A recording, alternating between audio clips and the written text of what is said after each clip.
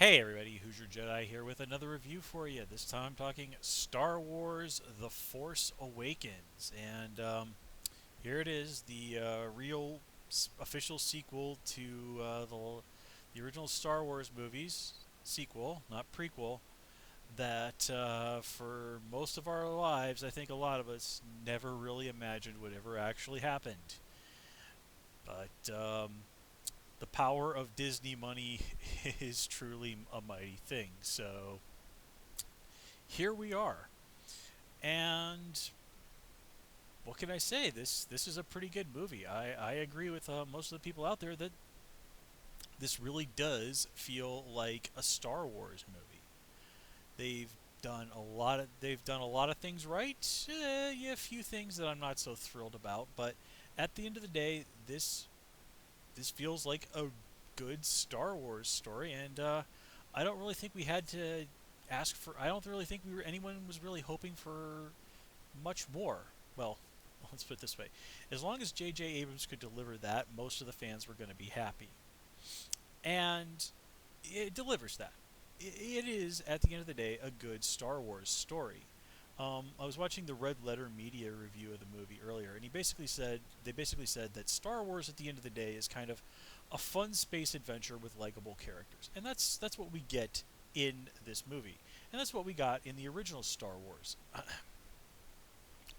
And it's one of those things that is surprisingly simple. As long as you can deliver folks that, um, then they're generally going to be happy. Um, so let's just kind of get right into things. They this movie has been described in some ways as a sort of soft reboot. It's a kind of something that for the younger people out there who maybe the prequels came out when they were kids, or God help me, before they were born, and they're not really particularly motivated to watch movies that came out in 1977, 1980, and 1983. The kind of people who, if they notice, if they're fans of Star Wars, they probably came into it via the Clone Wars cartoon show. And I suppose those of us from Western nations and such, or where Star Wars is, an ingrained part of our culture, kind of might forget that there are parts of the world where it's really not that well known. I know that it was from my time overseas. It really was not super well known among younger people in South Korea. Um, I've talked with a bunch of people from Saudi Arabia who are like, "What's Star Wars? I've never heard of this." So this movie, in a lot of ways, was also made to reach out to those people, and of course, rake in that sweet Chinese box office as well, no doubt, which is probably why so many of those trailers that we've seen floating around the internet have Chinese subtitles. But anyway, the now going into this, I knew that there were going to be a lot of little nods and homages to the original movies, and that's all well and good. I think fans would have been disappointed if they hadn't had that to some degree. But one of my biggest criticisms of this movie is that there are times it's just like, really, we're going to be this blatant about sort of redoing what was in the original movies. Particularly there's the like when they do the. Oh yeah, I guess I should say that I'm gonna keep this thing. Mostly it's gonna be mildly spoil free, and then there are one or two things where I am gonna have to kind of get into some details, and I'll give you a spoiler warning before that. From here, nothing really huge. So yeah, when they're going down the trench in the Star Killer, it's like, oh God, the name Star Killer again. But okay, okay. Uh, I guess I guess I'm one of the few people out there that honestly liked The Force Unleashed. So okay, whatever. So they're going down the trench. For some reason, there's a trench on the planet on the Starkiller base, and it's just so a rehash of the original attack on the original Death Star, and it's just like, really, it's gonna be this blatant? Now, granted, that was really, I think, probably the most egregious example. But I mean, there are those other things, and the little nods and whatnot are a little too numerous. But you have Jakku as a stand-in for Tatooine. We've got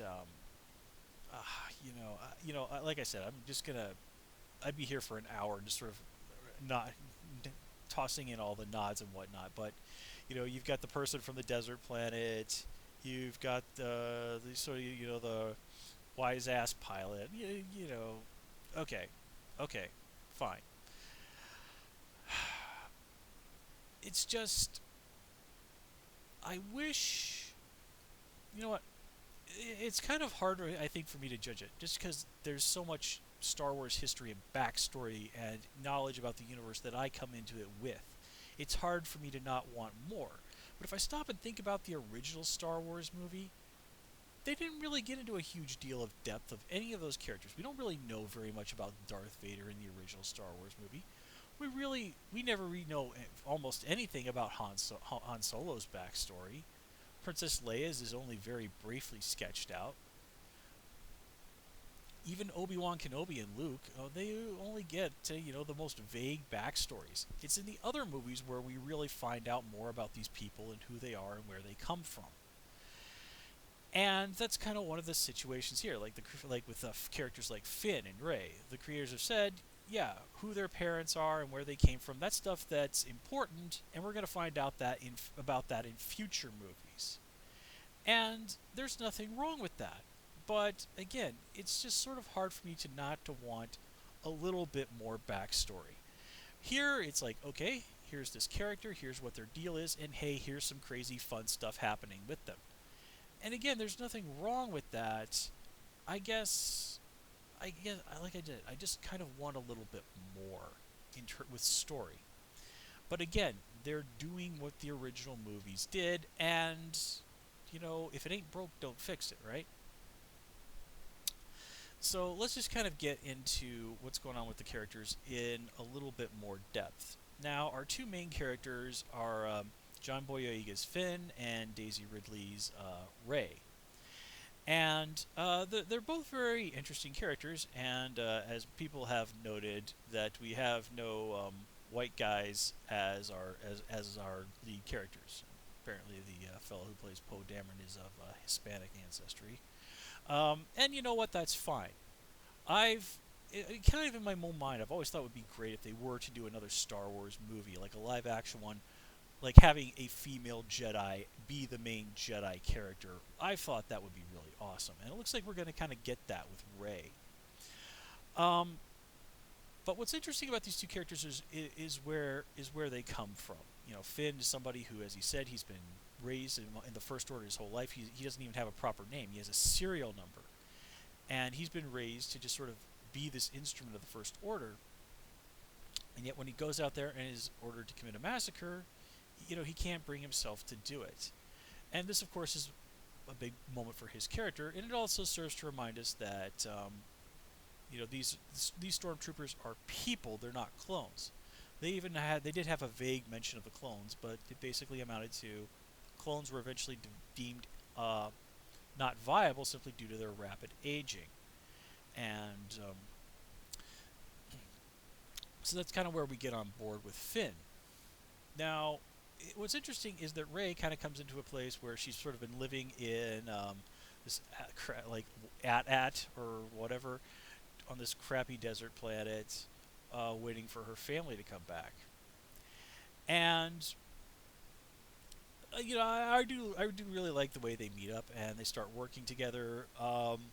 Little surprised that Rey isn't a little more creeped out by Finn, because he seems to really want to hold her hand a lot and is going through an awful lot for a girl he barely knows. And he even explicitly says, like, no girl has ever looked at me the way she did. And I thought, like, wait, that scene at the market where you meet? It didn't look like to me like she looked at you in any particular way, man. So, Finn comes across a little bit creepy here, man.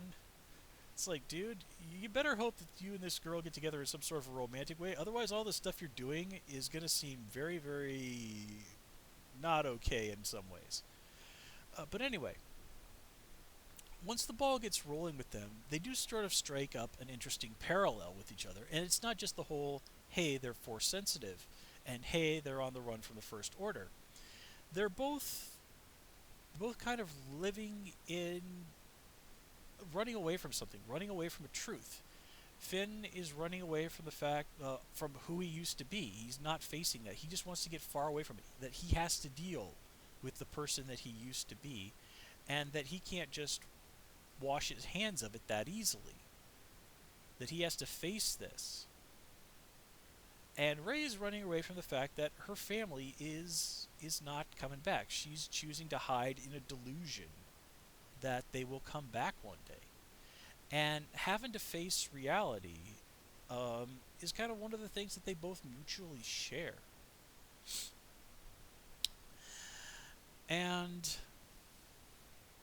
let's see, what else do we have to say? I definitely did like obviously the chemistry between John Boyega and Daisy Ridley. Really great. These two actors really bounce off each other well. Finn and Rey, they make for a really great team. A little weirded out that the Force is able to make somebody who's probably never flown a ship like that before into this absolutely amazing pilot. I mean, where did Rey get even the slightest training to know how to do this? She was a scavenger on a desert planet. Where did she learn to fly a ship? Now, I can grant you the Force giving her a boost to her piloting abilities. It's kind of been established in the sort of old EU, now called Legends, that, yeah, that was totally a normal thing for Jedi. But again, where in the world did she learn this skill? That does something that seemed like something that is relevant. You know, I mean, Luke Skywalker probably wouldn't have known how to fly the Millennium Falcon if he'd ended up in that situation. So, yeah. And it is interesting that Finn is force sensitive, but then they really got to get into it that Rey is just off the scale compared to him. Now, as I said, we're kind of going to get into in the future movies like who their parents are and where they came from, and of course people are speculating their minds out, but I don't really have a huge idea on that one. But what I did really love with these two characters is when they're having that conversation with Han Solo, and they're all like, you know, hey, like the Jedi and all that other stuff from the original movies, was that for real? And just sort of the look at awe when Hans goes like, yeah.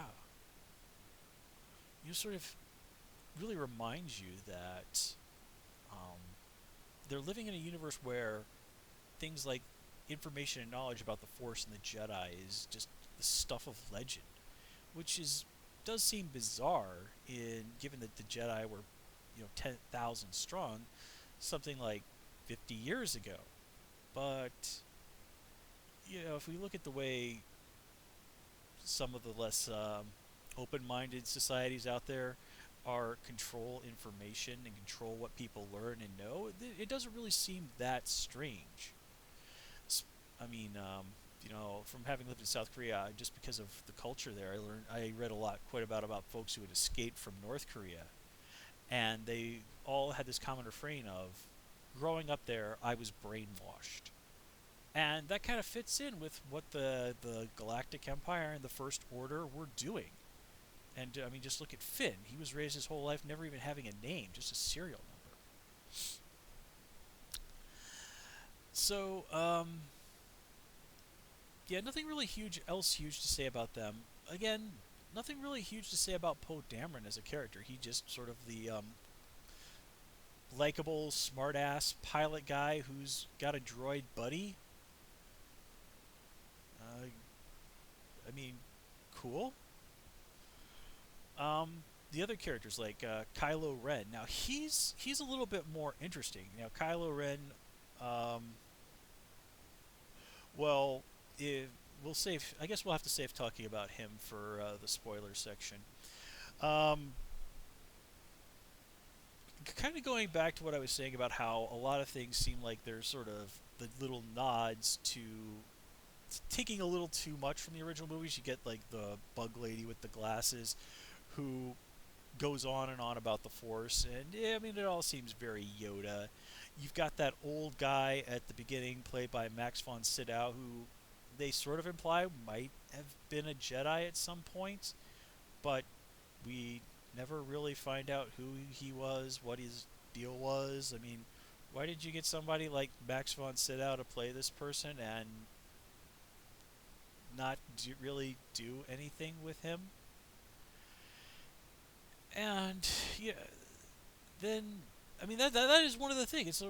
We have so many things that are put in front of us and are like, okay, this seems like it's really interesting, but it's just not sufficiently explained. And yes, I get it. A lot of stuff is going to be explained in future movies, but it doesn't change the fact that I walked away from a lot of those situations feeling rather unsatisfied. And then, of course, there's the original cast coming back. I did like how they sort of brought back Admiral Akbar and Nia Nub, or however you say his name. They're apparently still fighting with the good guys, doing stuff. Their look has obviously improved a little bit as makeup techniques have evolved. I mean, that's cool and all. Um, don't Nothing really huge to say about Luke when we do finally get to see him, except I kind of wish we'd seen a little bit more of him, but I understand what they're doing. Um, Harrison Ford coming back as Han Solo. Now, this is one of those things where if you look at his interviews over the years, he was obviously kind of a little tired of people bugging him about Star Wars, but he does seem to really be doing his best in these movies. There's one, although there was this one talk show he went on with, say somebody, the host asked him like, did you have any special feelings when you put on your old, you know, gear and stuff as Han Solo? And he goes, no, I got paid. So I'm sure Harrison Ford was more than happy to collect some of that sweet Disney money, but just from his acting, and particularly that scene where he's talking about the Force and the dark side. I mean, that's Harrison Ford at his best. So I think that yeah, he certainly did come in here. So it's like, hey, it's a nice paycheck and all that, and after this, people will finally shut up about bugging me about Star Wars, coming in to be in more Star Wars movies. But I think I just kind of get the feeling that he did develop some genuine enthusiasm for the situation. And I really did like him talking with Leia, particularly that bit where he goes like, after it didn't work out between us, I went back to the only thing I was ever good at. And it is interesting to see Han as an old man who's still somebody to be reckoned with, but is obviously past his prime. And man, Chewbacca. Did you notice how he's different a little bit in the older movies? You could tell his fur looked sort of matted and dirty and not super clean. Here, Chewbacca spends the whole movie look like he stepped out of the salon. I guess on that ship he and Han had been living on, Chewbacca hogged all the shampoo because Han's hair looks like crap the whole time. Now Leia. Now I did like the fact that they just flat out like, nah, she didn't really do the Jedi thing. She was a politician, a diplomat, and a leader in the rebellion, and she stuck with what she was good at. One more person being able to run around and wave around a lightsaber. That's not as important as having somebody who could do that. Um, Sorry if this is a little disconnected. I'm just trying to run over a lot of things, but without getting into spoilers too heavily. Um, Now, one of my other big problems with the Imperials, well, the First Order, I should say, in this episode, is besides Kylo Ren, none of them are really distinctive enough that I can remember their names beyond Captain Phasma. And I only remember her because she's being played by Gwendolyn Christie from Game of Thrones. By the way, did you notice the guy that played Jojen Reed was one of the minor First Order guys? Apparently, someone else from Game of Thrones was in this movie. Apparently, there's a cameo by Daniel Craig somewhere in this one. A lot of folks did want to come in here and sort of be a little part of Star Wars, which is cool. But yeah, only Kylo Ren really as a character stuck out, and we'll have to kind of get into some spoilers to really talk about why he was memorable. But everybody else is like, who is this person? I can't even be bothered to remember their name. Oh yeah, I guess Supreme Leader Snoke would count as somebody who's memorable, but him. Okay, played by Andy Serkis, lots of CG, cool, but this again feels way too much like what they did with the Emperor in the early movies. It's like it's not really until the third movie that the Emperor becomes a real important person. We're just like, why does everybody follow this guy? What's special about him? And just sort of looking at him, it's like, well, what species is this guy? What's special about him? If he can boss around, a Force user like Kylo Ren, can he use the Force? What's his deal? Now, he did remind me of the Force wielders, and that's actually what their what their species is called that we saw on Clone Wars. The characters of the father, son, and daughter. The son being an embodiment of the dark side, the daughter being an embodiment of the light side, and the father being an embodiment of the balanced force. So that's kind of what jumped into my mind with Snoke, but again, that's just sort of what jumped into my mind. I have no evidence. I'm just saying that. Um,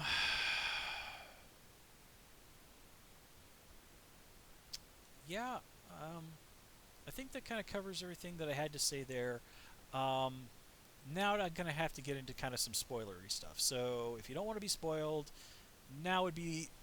I should stop slouching so much. Now, if you don't want to be spoiled, now would be the right time to turn away. So I'm going to give you a 5 count. 5, 4, 3, 2, 1. Okay, so Kylo Ren is Ben Solo and he kills Han Solo. Now, unfortunately, I kind of knew that coming in because I had the misfortune to run afoul of one of those people who decided to be a dick and spout spoilers just to kind of be an ass. Okay, now Han Solo dying was not a surprise. Harrison Ford has made it clear over the years he's like, Han Solo should have died in the original movies. He's obviously expressed more than a little annoyance with constantly being bugged to like, hey, would you come back and do more Star Wars movies? So the fact that he dies in this movie, I mean, it just fits with what Harrison Ford has said that he wants to kind of do with Han Solo as a character. And I have the feeling it's like, look, I have the feeling there's a situation where, like, look, I'll come back, but you have to promise you're going to kill Han Solo in this movie. I have a feeling that conversation happens at some point. Now, Kylo Ren being Han's son. Okay, now that if I'd gone to the movie cold, that would have been a genuine surprise for me. But here, well, I mean, if you're familiar with the old expanded universe of Star Wars, it's hard not to look at Ben Solo and not see the character of Jason Solo just slapped with Ben Skywalker's name on him. I mean, Jason Solo's fall to the dark side, becoming Darth Cadilica, however the hell you say that. It really kind of seems like a few ideas were plucked from there. Luke Skywalker setting up a Jedi Academy. That's exactly what happened in the novels. Although in the novels that was much more successful than here.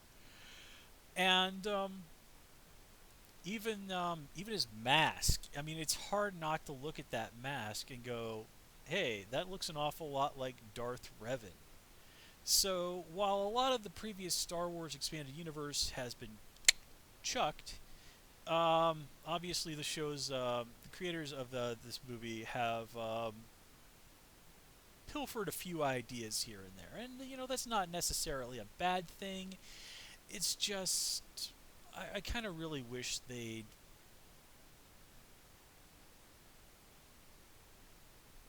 melded it together into something a little more original. I guess is the best way that I can put it. Now I do like Adam Driver as Kylo Ren. He actually is set up to be a pretty interesting character, and I love that bit where he's in his room, holding the mask, the melted mask of Darth Vader, and basically praying to Darth Vader for guidance to stay away from the temptation of the light side of the Force. A villain struggling with the temptations of goodness. That's not something we really see as much in fiction as we do, good guys struggling with the temptation of evil. And this kind of feeds back into what Han Solo said, where he speaks about the dark side with really obvious dread.